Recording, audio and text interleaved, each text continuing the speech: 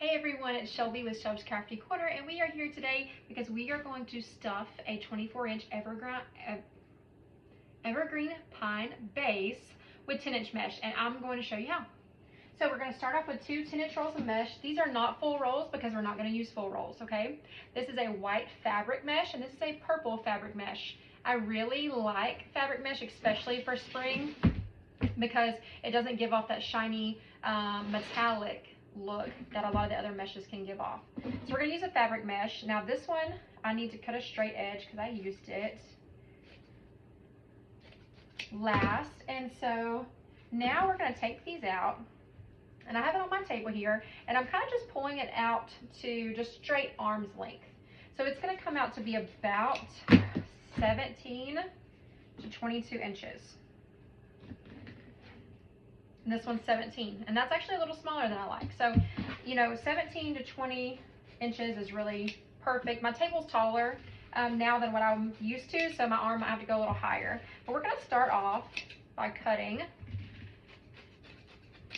think we're going to do 5 of each color and then just see how that goes. That way we don't have excess. We can always cut more.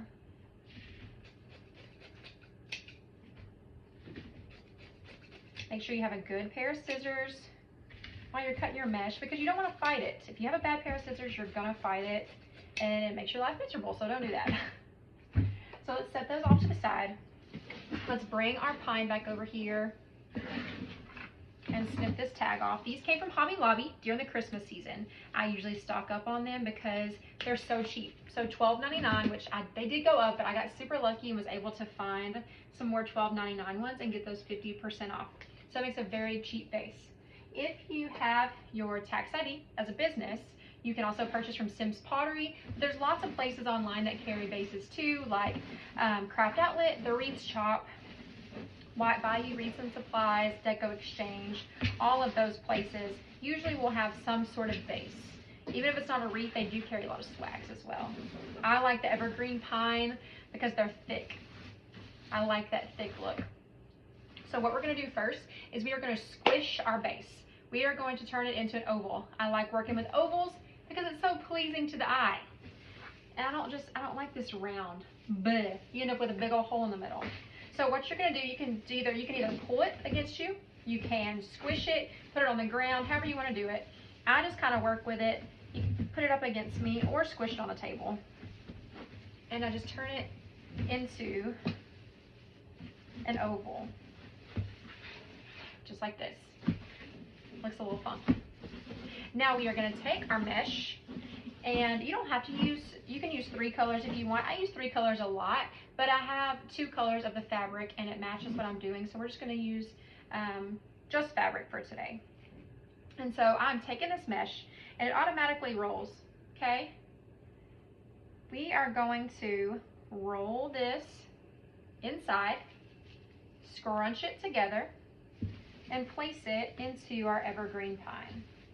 Now I'm starting along the outer ring of the wreath.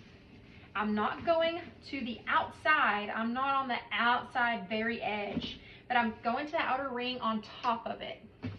It sits kind of on top of that ring, and then I grab 2 little pine tines and twist them around. And then I move on to the next one. Now I'm not scrunching these up together. I am putting them side by side, just like this. Leaving a little space. We don't need just a whole lot of mesh just scrunched together in there. You get to use less mesh by doing it this way. And it just makes it, you still have the full effect without, you know, overcrowding it. That's what the word I was looking for. So we're just going around this edge, adding this mesh.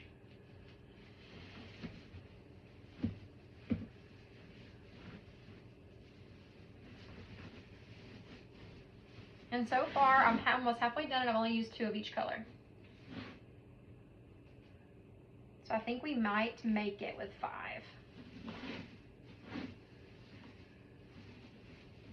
These don't have to be perfectly spaced. Some may be a little closer than others, but just whatever your eye likes.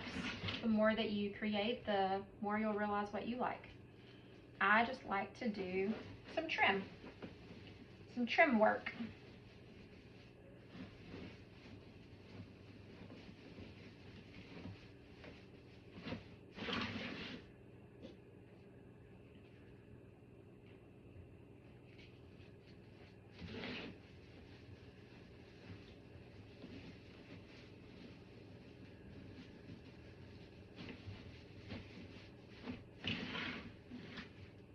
Couple of more pieces.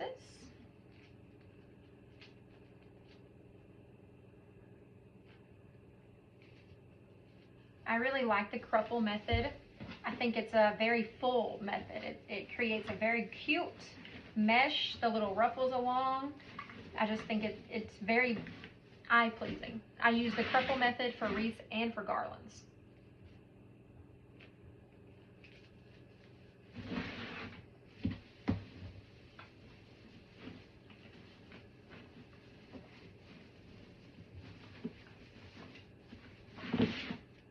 One more purple.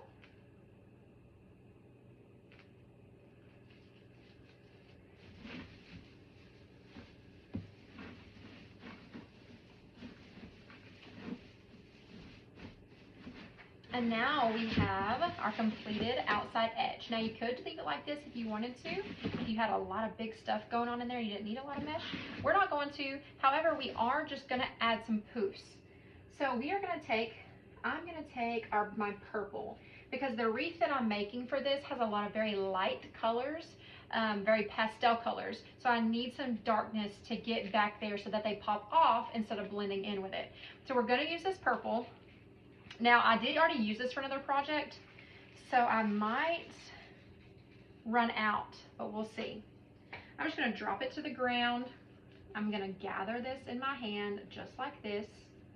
Actually, I'm gonna fold it to the inside. So I'm gonna take my two outer edges, fold them to the inside a little bit, and then gather it. That's gonna create it to automatically fold to the inside as I work. So I'm just gonna stick this in here and twist some pine around it.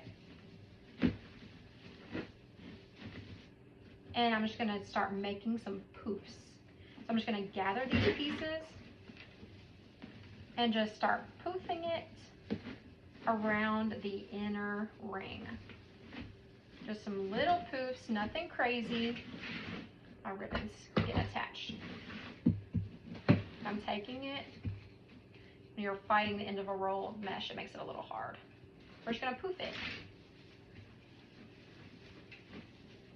That's probably about an 8-inch poof. You don't want it too big because you don't want your mesh just sticking out when you start putting your objects inside. But all this is providing us is a landing area and just some coverage. It's covering up that green and providing a place for us to support our little knickknacks that we're going to put in here. Again, another poof.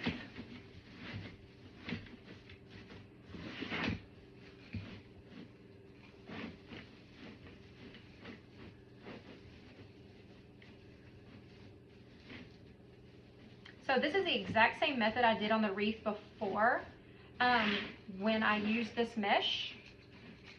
So I say that to say you can get 2 wreaths with 2 colors out of each roll of this mesh.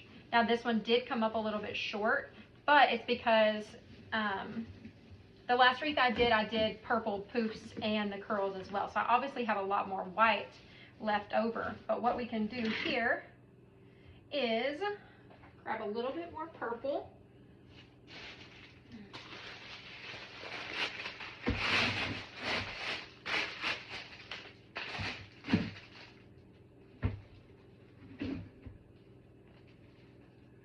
We put so many goodies in here, this is all going to be covered up anyway, but my little frayed end here is going to be sort of tucked up under this last poof that I did. Just going to shove it up under that poof and cover it up. And we'll do 1, 2 more poofs to finish this off.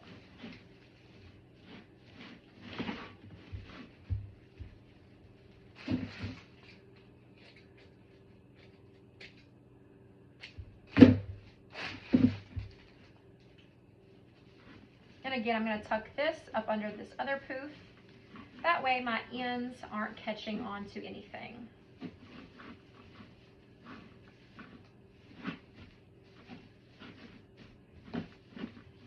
Now, I'm also going to take my pine tines here in the middle, and I'm going to do a bit of twisting them together to create a backbone for the middle of my wreath.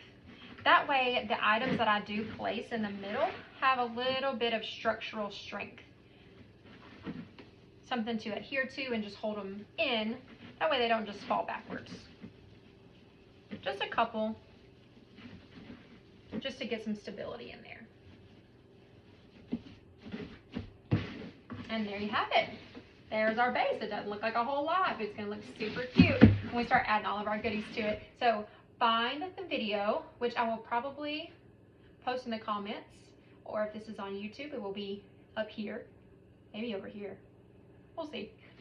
Stay tuned. Bye, guys.